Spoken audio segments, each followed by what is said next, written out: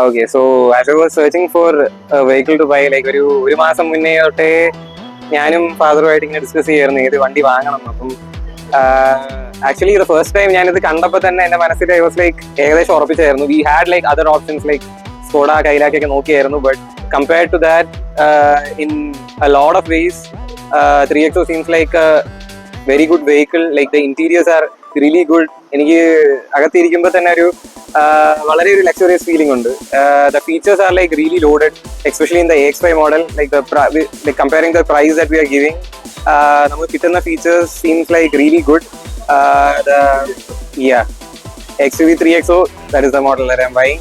അതിലെ AX5 model is what we are buying here.